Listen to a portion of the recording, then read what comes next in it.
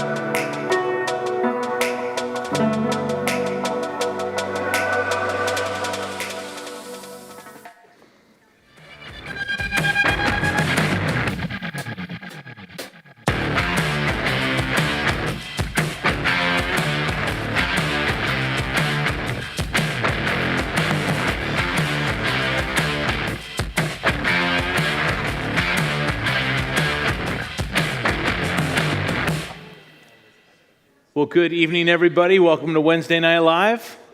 Good to see you guys. Come on, got to do better than that. Welcome to Wednesday Night Live. You could be anywhere else on a Wednesday night, and you came here. And you all look beautiful. I guess anywhere else you would go on a Wednesday night, you'd have to mask up and get all weird, but you came here and it's awesome and it's just great to see you all. And I just want to say hello to everybody that is tuned in online that couldn't make it out here on a Wednesday night, but you're joining us live via the live stream. So welcome. Glad you guys are with us as well. Want to remind all of you that this is a place where we are trying to make sure people get good, solid, right information. And this is a place where we know that you are people with a like mind. We want to take back the public square. We have a Judeo-Christian mindset. We have a biblical worldview. And so we have to have good, solid information in order to get out and have an effect for the Lord, to be those two things He's called us to be, the salt and the light, as we await His return. And I have one final announcement. Simon did the announcement, so there's one other thing I want to share with you. So on November 25th, we've got Brenda Lebsack, who's a friend of mine from Orange County. She's on a school board out there in Orange County, and she has been in this fight for a long time, doing the right thing in the public square. This is why it's so important to get good people elected to the school boards, to the city councils, stuff like that. But Brenda has written a paper on something that the CTA just did. And I'll just tell you just briefly, I'll give you more information as we get closer to November 25th. But basically, the CTA has done a vote to start putting together this ethnic study. Stuff I've been talking about a lot, ethnic training. And the CTA wants to do this in all grades, kindergarten all the way through high school. And this stuff is totally bad for our kids. It's bad for our community. These, what we refer to as ethnic studies, but basically it's anti-heterosexual normativity, or heteronormativity is what they call it. A word that none of us heard when we were kids, heteronormativity, but it's against that, against heterosexual people being normal. That's what it's against. It's against you if you are a white person, if you are male, if you are Christian or Jewish. It's totally, everything that they say that we as Christians are is what they're acting like in this stuff. So the reason I want you to know this is I have invited out all of the school board members and the superintendent for the Marietta Valley Unified School District to join us that evening. So I will let you know as the weeks progress. I will let you know if they have, accepted our invitation. I see some heads shaking like that ain't going to happen. I can tell you it probably won't happen. But we are giving them the opportunity to come out and publicly talk about how bad this would be for our community for us to accept this stuff in and implement this in our school system. So we're going to give them the opportunity to come out and share that with us. So I will let you know how they've received our invitation, but I wouldn't get my hopes up that they want to do anything public and talk about how horrible this stuff is. If anything, what you'll find is the Marietta School District will probably just implement this stuff right away. Hopefully not, but that's where we as concerned citizens voice our opinion, and we be the salt and the light, and we expose these things and we show people what's going on, so that way we can make good decisions in our community. So keep that date in mind, November 25th. But tonight I want to introduce to you our guest. Our guest this evening is a constitutional attorney with Advocates for Faith and Freedom and Tyler and Birch LLC. She's a board member for Our Watch with Tim Thompson, so I'm happy to have her out today. She earned her Juris Doctorate from University of the Pacific McGeorge School of Law and earned a Bachelor of Arts degree in Criminal Justice at California State University, Chico. In law school, she was a writer and staff editor for Global Business and Development Law Journal, and also received 2 Cali Awards for academic excellence for legal writing and remedies. Currently, she's involved in all aspects of civil litigation at Tyler and Birch LLP, including commercial, business, real estate, labor and employment, and religious freedom litigation. She is licensed to practice law in all courts in the state of California, and she is a member of the American Bar Association. Please welcome out our guest tonight, constitutional attorney Nada Higuera.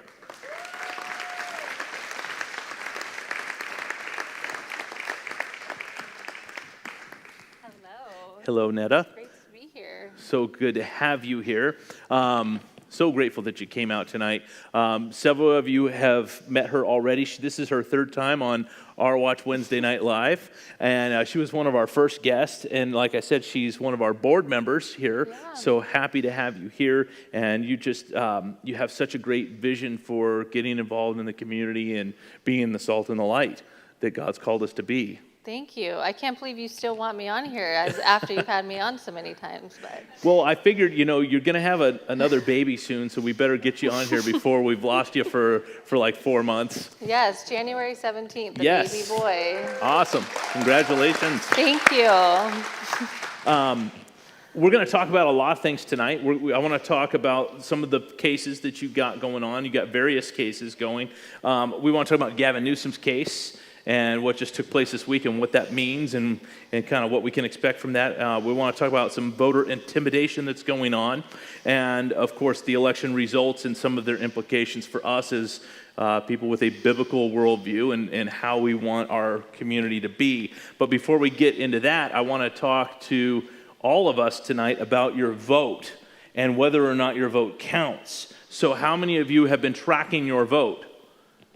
Majority of you. That's awesome. If you haven't tracked your vote yet, please go and track your vote. Now, regardless if you brought your vote here, your ballot here, I want you to track it. But specifically, if you brought your ballot here to this church building for us to take to the registrar of voters for you, please track your ballot. The reason I ask is because, my ballot went in, my wife, my daughter, and we were tracking all three of ours, and mine's in, but my wife's isn't, and my daughter's isn't, and yet we turned them all in at the same exact time, at the same exact place, with several of yours. And so what I'm hearing is there are people who turn theirs in. How many of you turned it in, you're tracking it, and it's showing that it's not in yet? Look at that. So there's hands going up. So this is a problem. So how many of you turned it in with us and you're tracking it and they're showing that it is in? Okay, so there's more of you. That's good. So here's what you got to know is we did reach out to the district attorney, Mike Hestron, and he's aware of this situation, and he did assign to us an investigator that's going to do some investigating. In fact, Netta was on the phone call with me this morning to start that. So we need to know from you if you're the person who you're tracking your vote and it still isn't in there over the next day or two, right? Right. You said? Yeah. So the next results are Thursday night, but before that, your ballot should be counted. They said, and on the Riverside County website, it says that 400,000 votes have yet to be counted, and so they are a little bit behind. So we don't know yet whether it's just that they're behind and that's why your ballots didn't count it, or if there's something more nefarious going on, which if there is, if several of you who raised your hands where your ballot hasn't been counted yet, if that's still the case within a few days, especially after Thursday, then we have to investigate and look into it and not just let that go. But hopefully it will be counted and it's just a matter of them being backlogged. Well, hopefully, that's the best case in my mind, but, Yeah. the cynic in me says that there's something more nefarious going on when you've got 138 ballots that just magically appear 138,000 ballots that magically appear overnight in one state, and all of those are for Joe Biden. Just doesn't make sense, does it? Right. Nope, not at all. It doesn't take an election expert to look at something like that and for alarm bells to go off. Right. But praise God that some of this fraud is being exposed. Right. So, what we're going to do as, I'm not as our watch, but as 412 Church, the church that I pastor, we are going to continue to move forward with the investigation. And if we find or we determine that there has been some fraud that's taken place, then we are going to move forward and try to execute a lawsuit against the county registrar of voters because we're not going to put up with it. It's important that we do that. some people have said, like, well, is that good for Christians and for a church to be suing the state? And I'll just tell you, I think, everybody's like, yes. It is, and it's biblical for us as Americans to do that. Acts 25, Paul, he says, I haven't done anything wrong, neither against the law of the Jews, nor against the temple, nor against Caesar have I offended in anything at all. I haven't done anything wrong, whether it be my religion or the government, in the laws of the government. You look at what we did. We definitely have not violated any laws. AB 1921 is the law that was passed several years ago that allowed for us to do what we're doing. But the fact is, it's usually the radical left that does what we're doing. Mm-hmm. This is the first year that conservatives really got together and said, hey, let's do this. And we were able, just as our church here, we turned in over 1,000 ballots. And that's a good figure for a church our size to turn in over 1,000 ballots. Acts 25, verse 11, he says, I appeal to Caesar. Then Festus, when he had conferred with the council, answered, you have appealed to Caesar you shall go. And this was his way as a citizen of Rome to appeal to the government and to say, hey, this isn't right how I'm being treated. And he appealed to the government, and he was able to go and present his case. Same thing for you and for I. If something's wrong and something's not going right in our government, this is the way we do it. We bring a lawsuit to bring it to light. It's the process that's been given to us. I mean, this is what you do for a living. Yeah, it is. We've brought several lawsuits, and really we're trying to expose what's going on and be that light and bring that light, especially in dark places, such as, the registrar of voters, or where there might be something going on.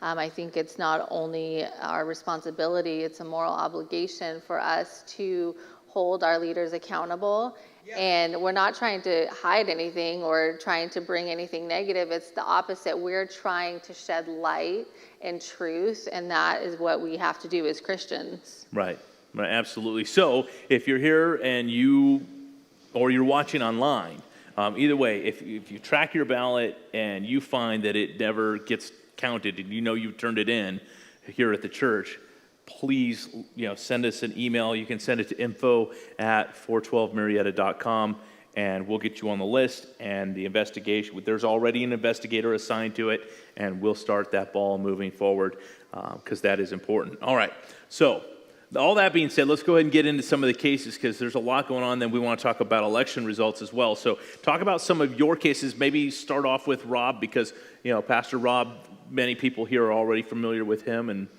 where's he at? What's going on? Yeah, so with Pastor Rob, as many of you probably know, there was an injunction filed by the County of Ventura to stop the church from holding services.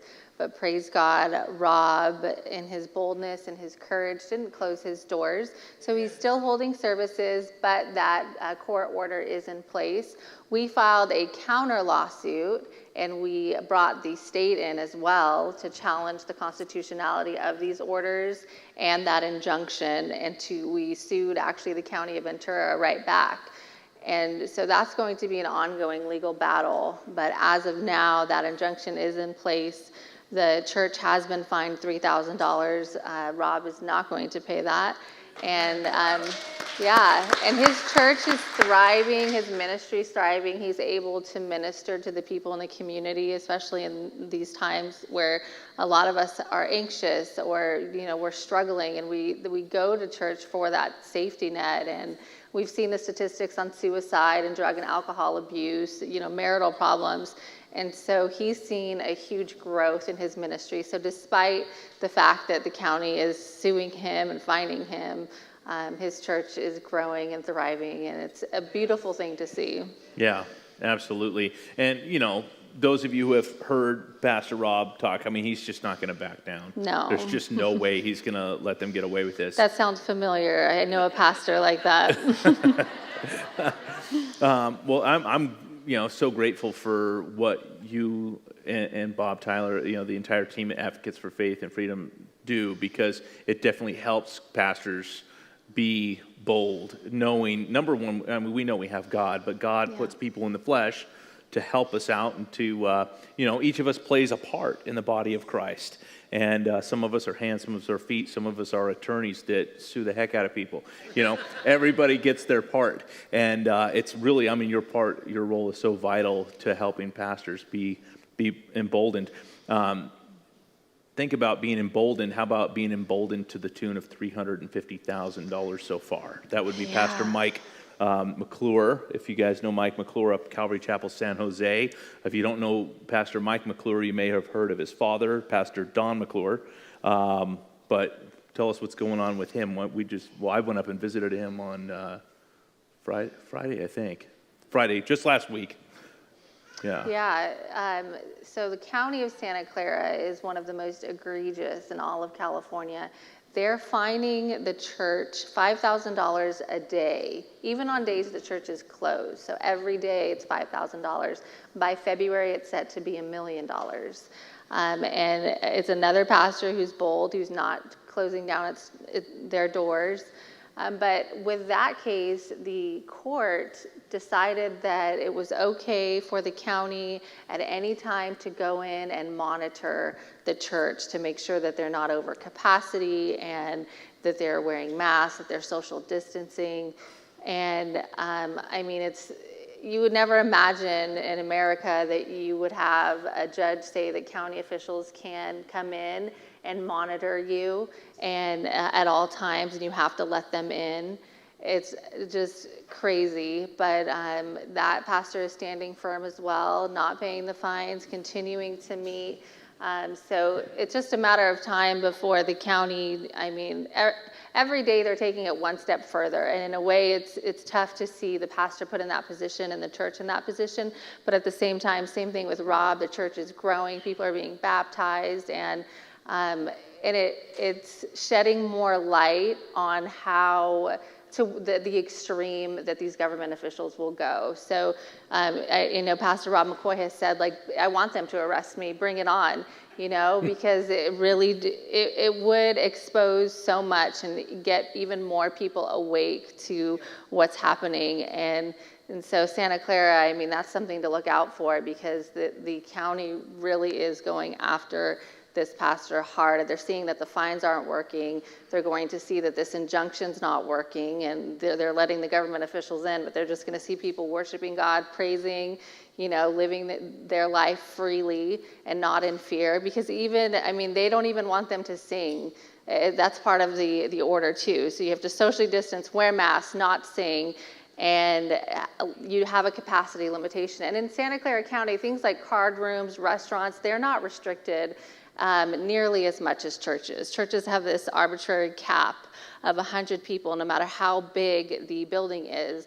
And with Pastor Mike McClure's church, he can hold 1,900 people, and he has an average about 600 people in attendance. So they don't even factor in the size of the building or the air filtering and all these other aspects. And there hasn't been one single case of COVID, just like in Rob McCoy's church, just like in your church, where there's no basis for it, especially at this point. And so that's a case to keep your eye out on. And, it wouldn't be surprising if you do see church members arrested or the pastor arrested. Yeah. And he's in the lion's den up there. He's right next to Facebook, right next to Google. You can get in the car and just drive 10, 15 minutes. You're at all these places that are, the ones trying to silence guys like him, guys like me.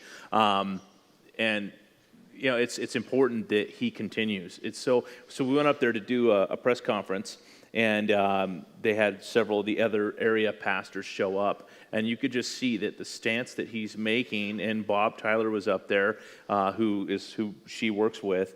They're up there, and you could just see these pastors as they collected there together, that there was a camaraderie that they hadn't been feeling, and a sharpening of one another, encouraging one another.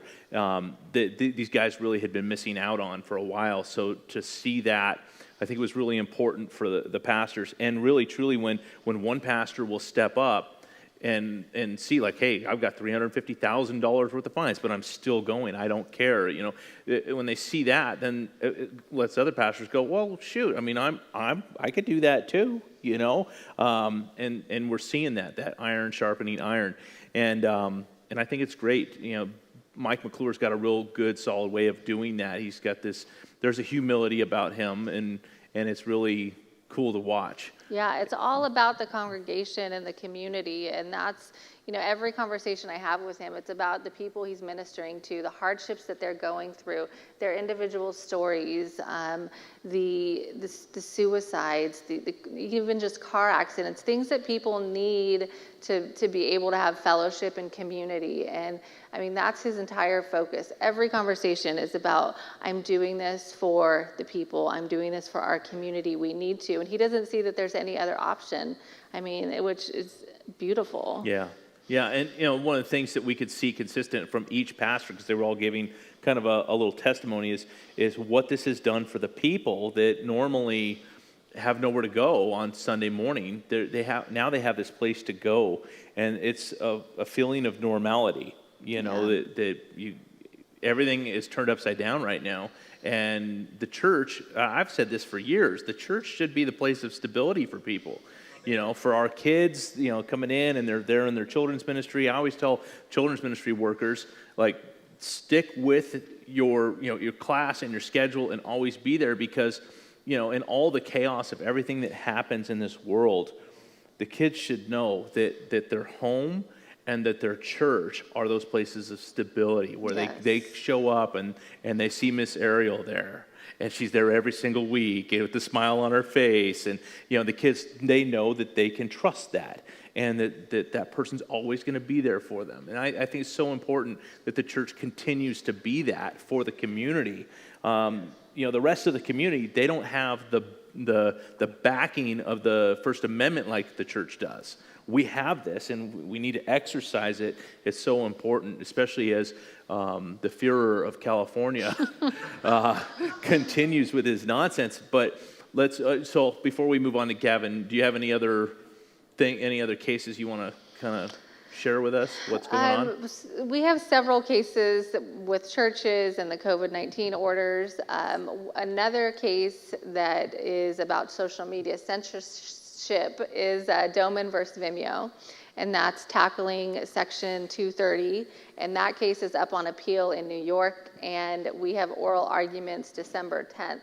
And so we've been part of that lawsuit for 2 years now, but recently that Section 230 and the social media censorship has been on everyone's radar and kind of exploded. So it's great timing that it is a serious issue, and we just so happen to have that case in the Court of Appeals in the Second Circuit and those oral arguments coming up. And we intend on taking it to the Supreme Court if we aren't victorious. And we anticipate that Vimeo, which is a video sharing platform, just like YouTube, we anticipate they'll appeal it too. So we're probably in the long run for that and going to the Supreme Court. But thankfully for Amy Coney Barrett and the other justices that we have, we do have hope. Yeah. That's a great case. Jim Doman's a friend of mine, and his story is incredible. Really, I mean, you listen to this man. I mean, he's a former homosexual. I joke around saying that you don't get any gayer than Jim was, because literally there's people that try to tell him he wasn't really gay, because now he's not gay. He's been saved by the Lord. No, well, you weren't really gay. And look, he lived in Palm Springs. He had a life partner, and they owned an art dealership. You don't get any gayer than that. That is the epitome of being gay, And the thing is, this man gave his life to Jesus, and Jesus radically transformed his life. And now he's married, and he has 3 beautiful children, and he's doing ministry all over the place. It really is. I mean, it's just such a thing to rejoice in. And when you see his heart for God's people and for pastors, to get pastors, he's the one that got me involved in doing all this stuff. This was almost 8 years ago. He's like, let me get you to D.C. Let me get you connected. Let me get you to start doing things. I never would have done this stuff. God used Jim to get me involved in these things. So he's sharing his testimony, and he puts his this is his personal testimony of what happened in his life. Who can deny that? So it's not that they can deny it, but so what they do is they just shut them down. Yeah. And we used the tactics of the left and said, well, they're discriminating based on his sexual orientation, because formerly homosexual is a sexual orientation. Even a heterosexual is a sexual orientation. So we are playing that discrimination card saying, hey, you're a business, you cannot discriminate just because you don't like someone's sexual orientation.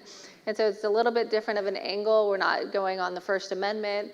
We're going solely on discrimination. And the lower court decided, yes, social media companies can discriminate. They can say, well, we don't like you because you're brown. We don't like you because, you're a female, and shut you down. And that's okay. Where, you walk into a business, Walmart even, and if they say that, that's against the law and you can sue them. So it's just sad that we have this big exception for social media companies, especially this day and age when they've become so prominent and they've taken the place of the public square where people have traditionally gone to exercise their free speech. So we are hopeful, based on that angle that we've taken, to say, hey, to these judges, are you really going to say that these companies can outright discriminate based on sexual orientation, based on race, based on your sex? And hopefully they can see how hypocritical that is and how unjust that would be. Yeah. Well, I've got a lot of confidence knowing that you and Bob are working on that, and I would love to see that go to the Supreme Court. Yes, December 10th. Please be in prayer for that. For sure. Any other cases you want to enlighten us on, or you want to move on to the Führer? I think we can move on. Okay. You won't call him the Führer. I'll do it. Oh, no. He definitely is a Führer. Even worse. Yeah. Oh. I mean, some of the things he did or is doing, even Hitler didn't do. Because it's almost like ridiculous, no singing in church. My goodness, those of you that go here, that the Sunday after we were told no singing in church, the first song was Sing, Sing, Sing. And the second song, the second song was Never Gonna Stop Singing. So we're not going to let him push us around and tell us what we can do. Say you can't sing. This is, and churches were following that. I mean, shame on them. Shame on the pastors for allowing that. Shame on them. That's, it can't be. We cannot allow, this is what men and women fought for, is to be away from a state-run church. And it's what we're allowing to happen in front of us. It's what people have bled for, the Constitution, something to which you are a constitutional attorney. And men and women have fought. It's unreal to me that we would just give it right back to the state, give them control like this. But this is what's happening. But I think we had a win this week as a state to see what happened with Gavin Newsom. So you guys know that took place this week, that they've determined that it's unconstitutional. You want to tell us more about that? Because I know there's a lot of ambiguity for some people, like what really is this? What does this mean for us? Because some people think, well, that means the lockdowns are done. That's not what it means. So tell us, enlighten us with your attorney mind. Yeah, so the great news is this was the first judge in Sutter County, so a county judge that basically put Gavin Newsom in check and was the first judge to have the courage to rule against the governor. There's several lawsuits all throughout the state from several different organizations, and this was the first win. And this was a win with the executive orders that Gavin Newsom has been passing and basically usurping the legislative authority, completely sidestepping the legislators like they don't even exist, and the one-man rule, the autocracy. And the judge said, no more of that. You cannot have these executive orders. Good. Yes, it was extremely necessary. So put an end to that. But there is this distinction, which is Gavin Newsom cannot pass any legislative or statutory acts, but that's a little bit different from the public health orders, such as the worship ban, and so he hasn't been doing that by executive order. That's been the public health department putting out these gathering limitations and things like that. So this judge didn't rule on any of that, merely the executive authority and the separation of powers, because our California Constitution requires a separation of powers. So with his executive orders, he was changing election law and things that's clearly in the authority of the legislator.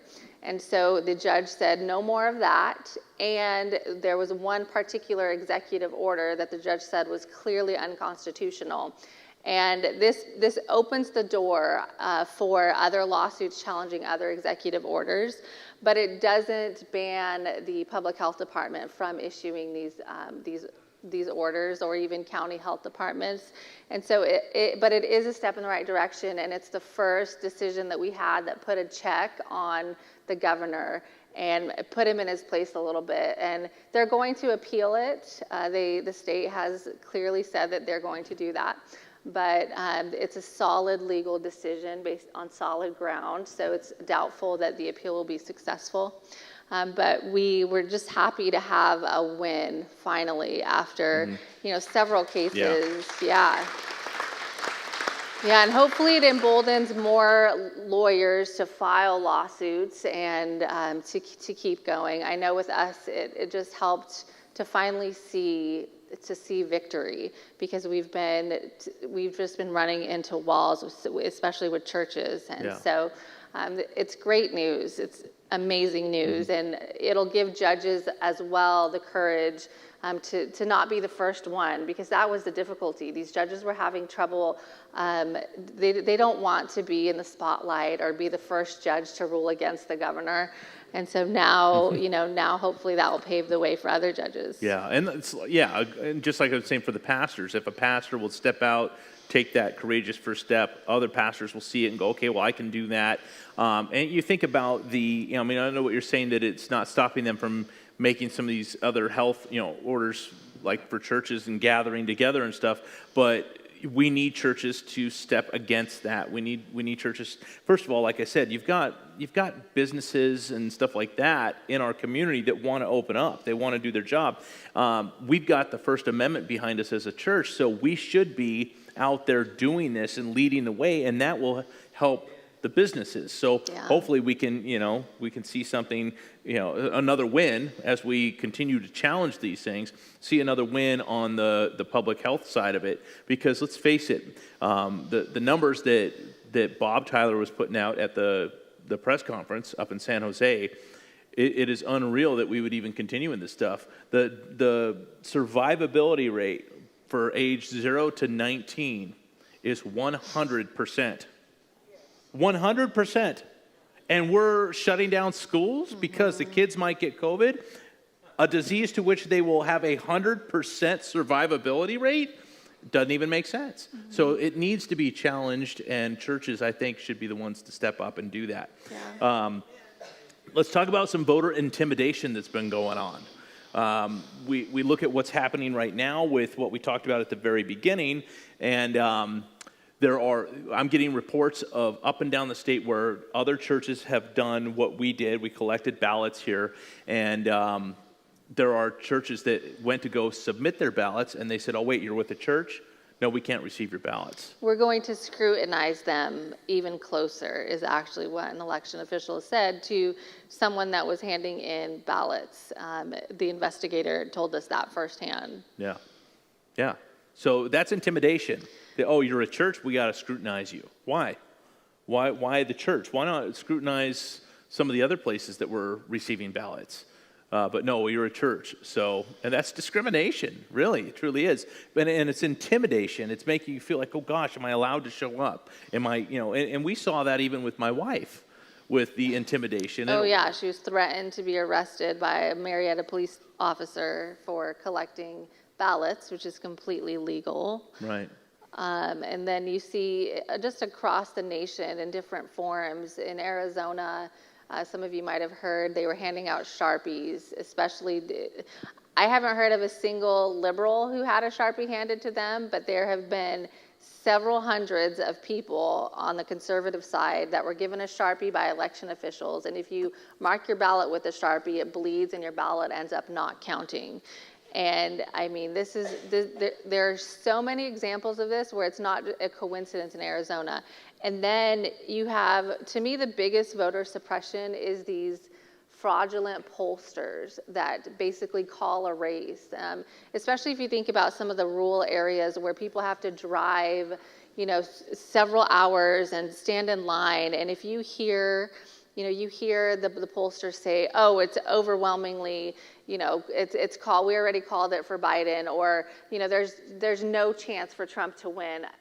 A lot of people don't have the luxury to just go vote. It's a hardship where it's a long drive. They have to stand in line. They have to get childcare or, time off work. And that was across the board with the pollsters. And that's the only clear thing in this election, is that not only did they just get it wrong, but they lied. And it was clearly fraudulent. It's not just a coincidence, or maybe they didn't do it correctly, they didn't poll correctly. To me, it shows fraud, especially when it's on all of these mainstream media outlets. And that's voter suppression right there. When they're saying they call it early, or basically your vote's not really going to matter, so stay home. That's the message that they were sending, which is wrong. Right.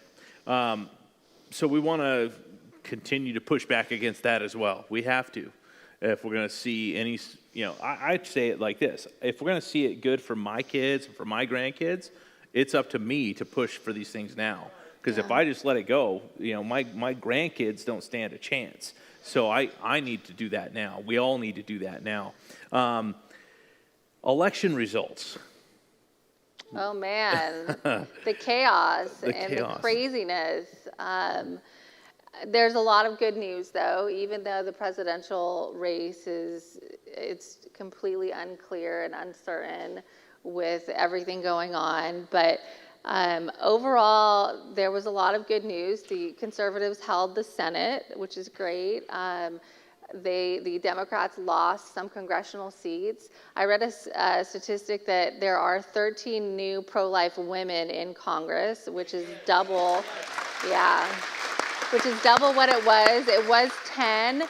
Those 10 were reelected, and then on top of that, you had 13 pro-life women. So that's amazing. The senators who stood up for Kavanaugh and Amy Coney Barrett, Lindsey Graham, for example, who just took the lead with getting Amy Coney Barrett confirmed. He won despite the fact that his opponent raised a record $130 million against him. And Mitch McConnell as well won re-election. And to me, what I love the most about this election is we saw a record number of minorities, of Latinos, voting for Republican values, and we saw that increase. It's actually funny because the vote that didn't turn out for Trump was the white males. That was the underperformed group. And then you see Hispanics especially. And in Florida, for example, you have people from Cuba, from Venezuela, these socialist countries, and they're making a big statement by saying, we left that, we don't want that. And so Democrats completely overthought that they had it in the bag with these minority voters, that they were buying into this, the race war and identity politics. But it's such a great message to send that it's not working. You trying to divide us by race and to say that you have to vote a certain way because of the color of your skin. So just to see that grow and to see the amount of people, of minorities who voted for President Trump is glorious to me. Right, absolutely. And, a lot of Californians I've spoke to, because there's been a lot of Trump rallies here in California. There's been a lot of energy, and yet Trump totally lost California. We kind of knew that was going to happen anyways. So people say, well, why do it? Well, one of the reports that we're getting across the nation is there are a lot of people that when they saw the amount of energy here in California, especially amongst the Hispanics, when they saw that, they realized that everything that had been fed to them through the media was a lie. And so they started doing their own research, which is why we saw such a huge turnout in the Hispanic vote, was because they saw, wait a minute, he's not the racist that everybody paints him out to be. He's actually deported way less Hispanics when you look at it that way. He's done so much better for all the different communities. He's not the anti-LGBT person that the radical left paints him out to be. So we saw a lot of the LGBT votes going over to him that weren't going for him. I know people personally that they they voted for Hillary last go around thinking that he was against them because they were gay, and then this time around they're like, no way, I'm voting for Trump.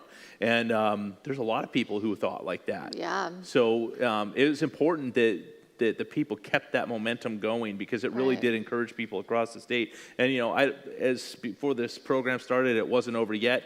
I don't think we're going to see a result here I don't know. I mean, we might see a supposed result here pretty soon, but I think that that if people push back hard enough on the nefarious things that are going on, like the 138 magical ballots for Trump that appeared At 4 in the morning. At 4 in the morning. After they had gone home earlier to say, oh, we're done counting. Yeah. And then at 4 in the morning Eastern time, all of a sudden, a bunch of ballots, particularly for one candidate. Yeah.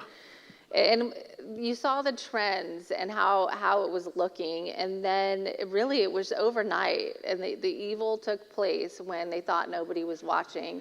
But thankfully, there were people that were watching, that were seeing the numbers, and especially in Michigan, where there was over 100,000 votes, and I think 97% were for Biden. Yeah.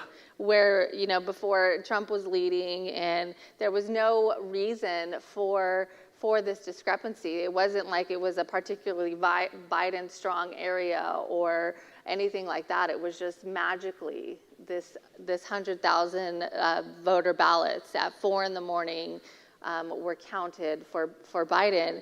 And they didn't even give a reason why they stopped counting. They saw the trends. We were all watching. We saw how good it was looking, and then it was, we're going to stop counting in several key states. It's so close to call. We're just going to stop. And then even crazier to me is the amount that they were able to count. 80%, 70%, even in the 90s. And then it's like, well, to get the rest of that small percentage, it's going to take us a few days. Yeah. It doesn't make any sense. Georgia, North Carolina, they were so close to calling it, but it was clearly that Trump was going to win, so they just pulled back. And then, a pipe burst in Atlanta in the room that they were collecting ballots.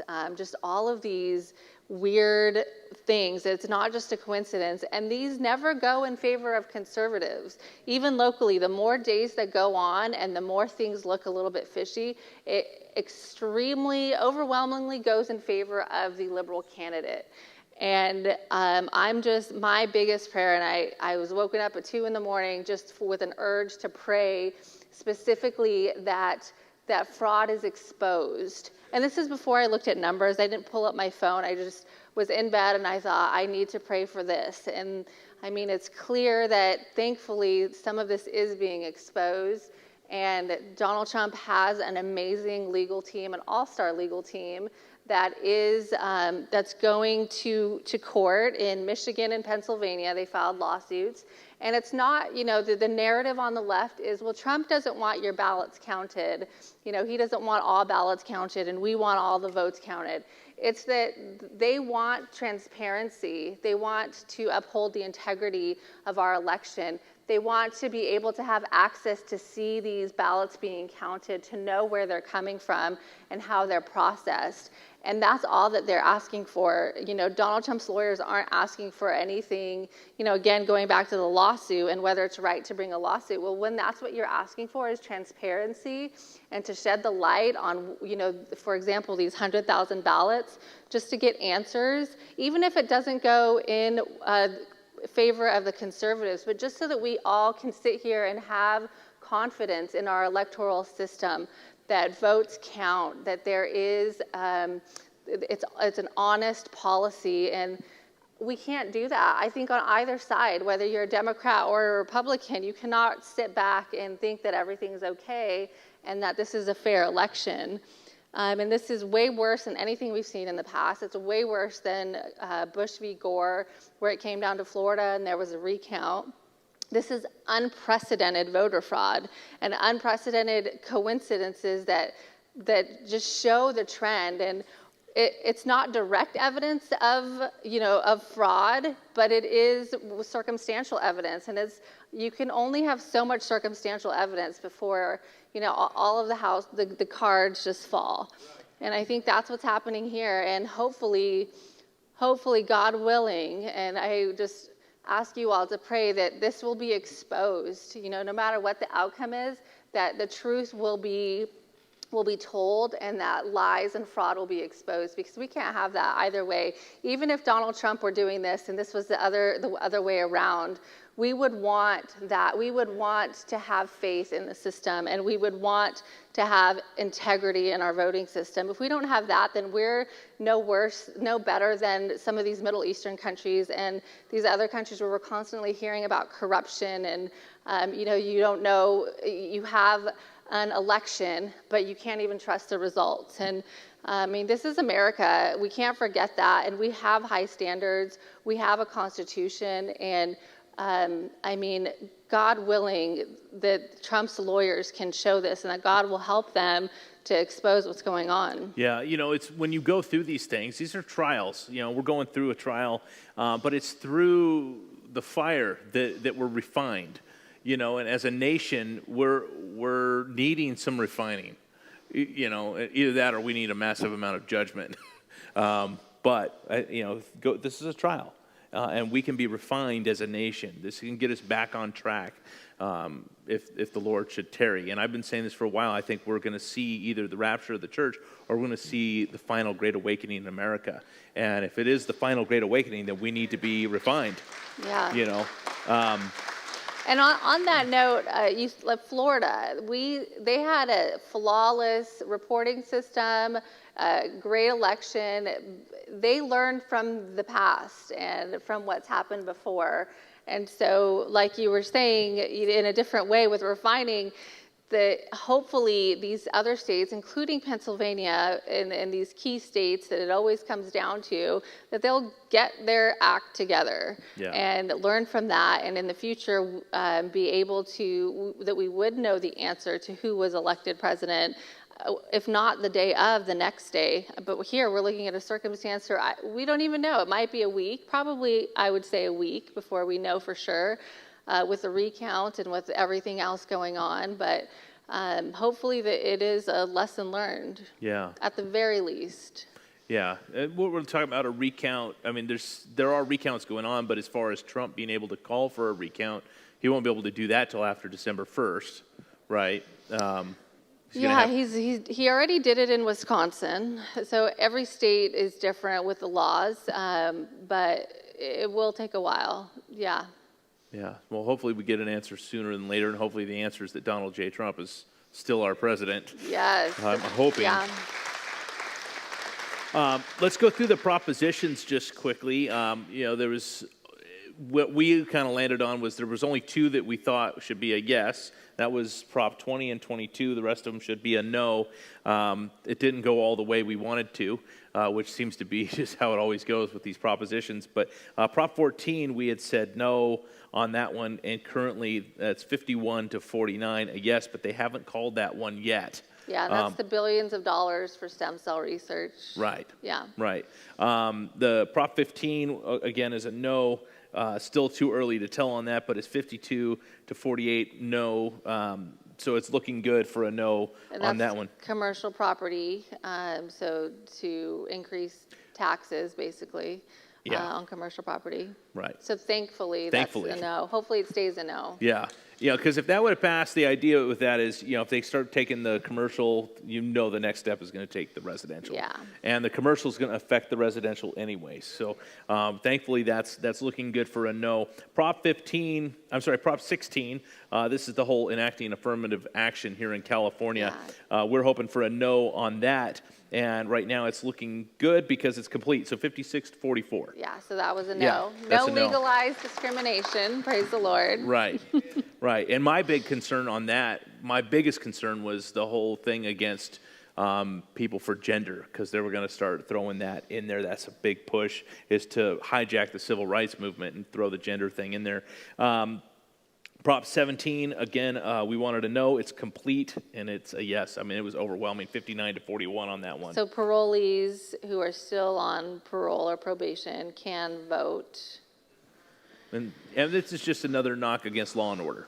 Yeah. Is what we had discussed, is that, when you don't require somebody to carry out the totality of their punishment, then what do we got going on? What we have is a society where we're allowing people to break the law and there's no consequence. I mean, it's getting worse and worse as far as that, especially with bills like SB 145.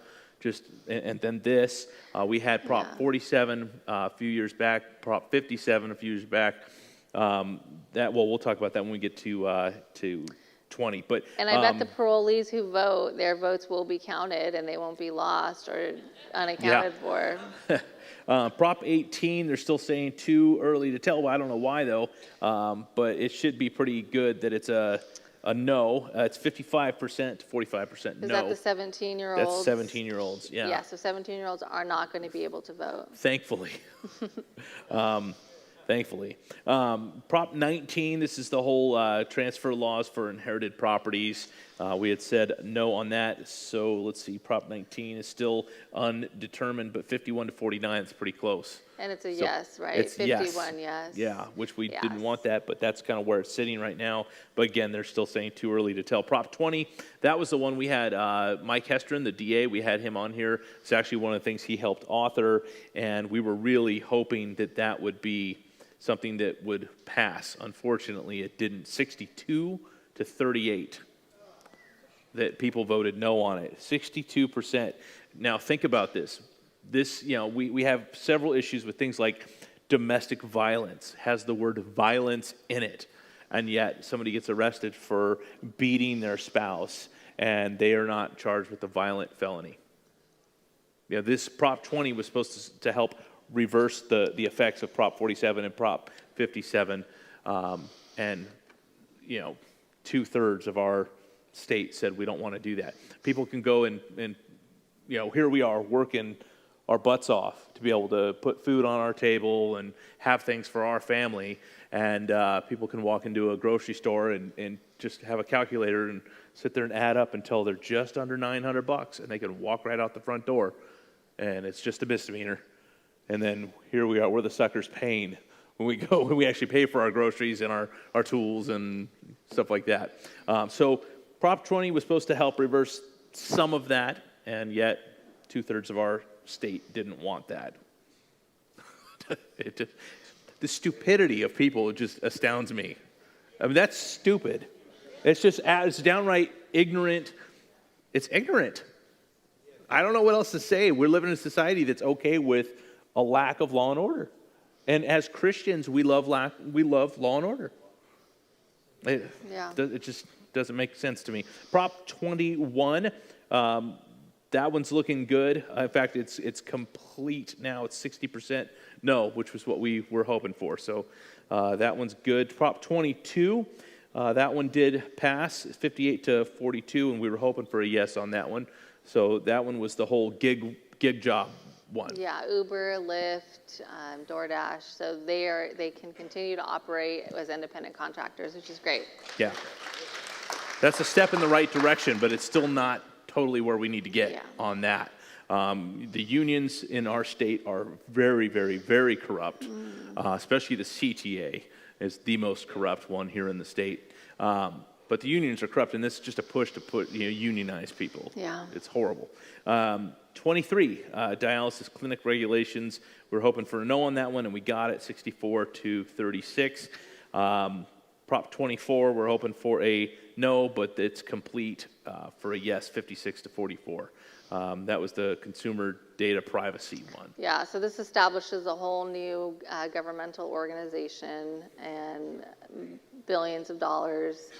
And in the end, it doesn't even really help consumer privacy. So it's a bummer, but it's okay. Prop 25 is complete for a no, which is what we wanted. Yes, this would have abolished bail and the right of counties to make people that were arrested post bail. So thankfully, they still have that right. And overwhelmingly, law enforcement, victims' rights, that's what they wanted to know. So praise the Lord that even though, the other criminal one passed, the other two, parolees to vote, and the violent offenders, thankfully, this one did not go in that trend as well. So it could have been worse. Yeah. Yeah. Yeah. So that's on the propositions. We still really, we look at some of the local races. I know Simon had mentioned that right now, the way it sits, it appears as though Lori Stone has gotten that seat on the city council for Marietta. I'm real happy for her on that. That's a good win for conservative people, because she is a conservative and growing more and more conservative as the days go by. She's really taking her faith seriously, and her Christianity is really blossoming. I'm watching that, so that's a pretty cool thing. And then, of course, Jessica Alexander on the City of Temecula City Council. I'm so grateful that it looks like she's won that seat as well, because she is about as conservative as you can get. Yeah, she really is. I mean, she works for Birth Choice, which is the pro-life organization here in town. Just an incredible organization. And so she's employed there, former Marine Corps Staff Sergeant, former NYPD officer, solid mother, and community member. You can't get, she's top notch. You can't get better. But unfortunately, she's only winning by a small margin that's getting smaller. It was 300 last time I checked, but then you were telling me it is less than 300. It's like 250. And they've only, like we said, there's hundreds of thousands of ballots still out. And as again, a broken record, these late ballots always go in favor of the Liberal candidate. So we just need to pay attention to that, and to make sure that, she doesn't get this election stolen from her. Yeah. So we have to, and this is why I'm saying we have to watch our ballots. Anything we hear about, we have to report it. We have to start that ball rolling right away. So we basically, what we have to do is hold the registrar's feet to the fire. We have to, and the thing is, they're not used to us doing it. You know why they're not used to us doing it? Because we've never done it. We've been I put my ballot in. Yeah, I think I voted for the right people, and we just let it go. Yeah, and trusting the system, which is normally not a bad thing, and that's what I usually do. Is when I hand my ballot in or mail my ballot, I trust that it will get counted, and we should have a system that we can trust. But unfortunately, that's not the way that it is. So it does take being a little more diligent and just more cautious or pessimistic, however you want to look at it, of really making sure that they're doing their job and that every vote does get counted. Yeah, well, when you travel and you go to sleep and you're in a strange place like a hotel or something, and you've never stayed there, and you fall asleep and you wake up, like in the middle of the night, you wake up and you look around, and for a second you're like, where am I? What room is this? You start looking around. It takes you might be awake, but you're still not aware. You know what I'm talking about? Yeah. We've seen over the last 8 months, we've seen the church wake up, and they're starting to become aware. They're looking around going, wait a minute, okay, I can't trust the system. Yeah. Oh, I can't, I thought I could. I've trusted it for so long. Look, we can't trust the system. We can't trust the voting system here in California. We can't trust the public school system in California. We just can't trust it. It's thankfully, we can trust, the police departments here in Riverside County. In Marietta. Well, can we? We can, because they dealt with it good. Chief Haddon dealt with it. I believe. Chief, you're referring to what happened to my wife. Right. And here's where that goes back to. The Marietta Police Department called the Registrar of Voters. The Registrar of Voters said, no, that church is breaking the law. So it was the Registrar of Voters that's giving the wrong information to the police department. And thankfully, the chief of police said, nope, I've done my research. The church is fine. And so we got a good chief of police. They're doing what's right. We have a great sheriff. We got a great district attorney, Chad Bianco, Mike Hestron, Chief Haddon. These are solid people. And thankfully, that we can trust in right now.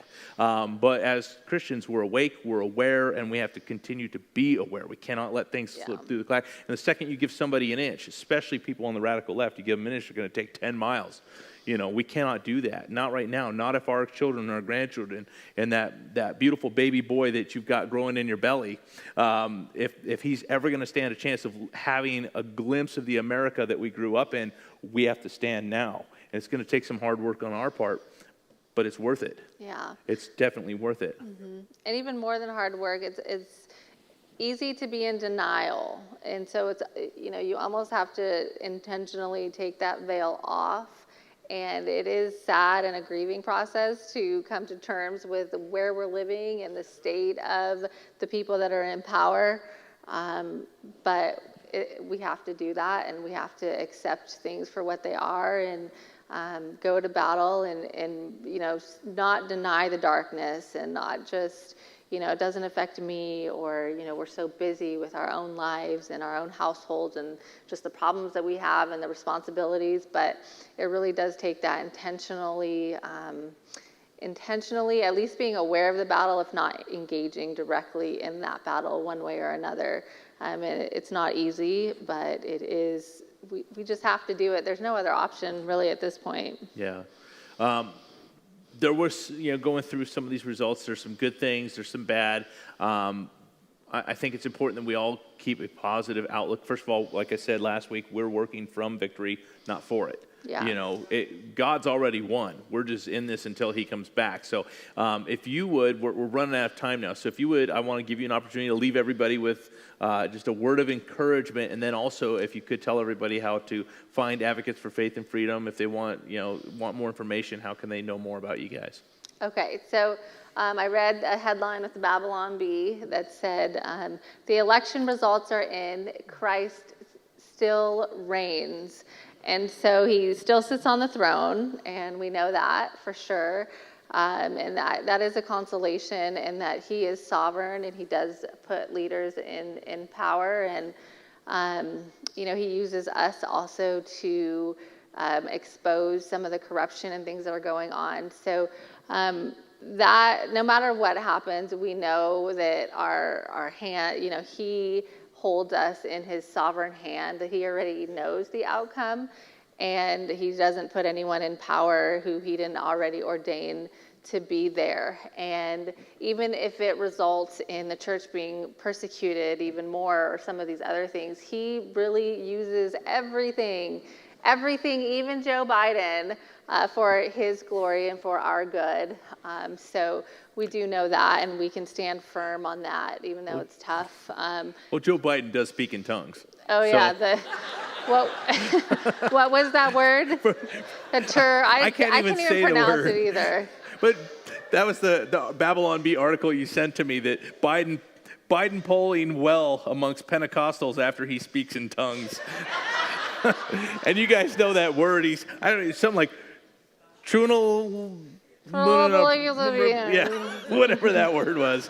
But that about made me fall out of my chair. It was hilarious. Yeah, and so we can always stand firm on that. And then again, there are practical victories too with the Senate.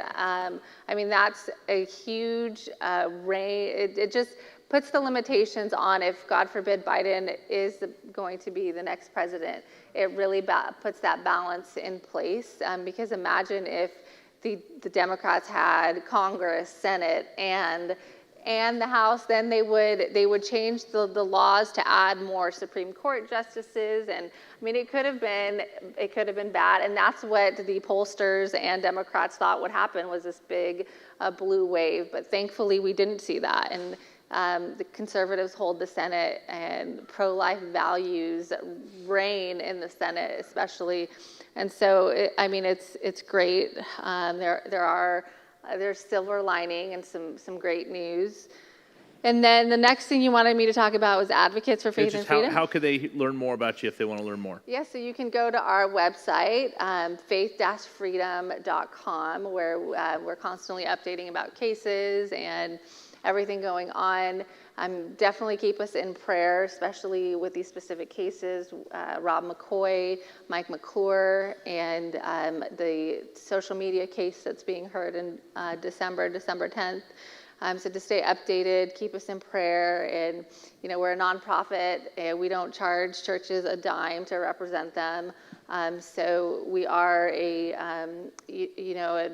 donor-based organization. So anything that you can give would be amazing. So that's the various ways that you can help. All right. Thank you. Yeah, thank you so much for thank coming out. you. Appreciate it. Always appreciate it. My encouragement to everybody tonight is just continue to stand for the Lord. Do not back down. I have a lot of people who have said, well, we're going to get out. We're going to get out of California. We're going to get to Idaho. Let me just let you know, in Idaho, Trump won Idaho. It's roughly 62 to 36 or something like that percent. In other words, the vast majority of people were for Trump. But I'll tell you this, basically 62, 33. Look at this in this terms. That's basically 1 out of every 3 people voted for Biden. Okay, that means when you go to the grocery store in Idaho and you walk down the aisles, 1 out of 3 people is stupid. Okay, it's that simple. You think like you can outrun this, but when you think about it in those terms, 1 out of 3 people voted for Biden in Idaho, and they're thinking, oh, well, this is the place to go. Not when 1 out of 3 people are that stupid. The thing is, we have to fight. We have to fight here. We can't run from it, because if we run from it, our children and our grandchildren are going to learn is to run. They're going to run from their trouble. We don't run from our trouble, not as believers. We stand firm for Jesus Christ. Amen? Amen. Well, thank you so much for coming out tonight. We're really excited. Next week, you are going to hear from Trevor Loudon. That's going to be a great night next week, so you're not going to want to miss it. But again, thank you for coming out. Thank you to everybody that tuned in online. We will see you next week on Wednesday Night Live, Our Watch. God bless you guys.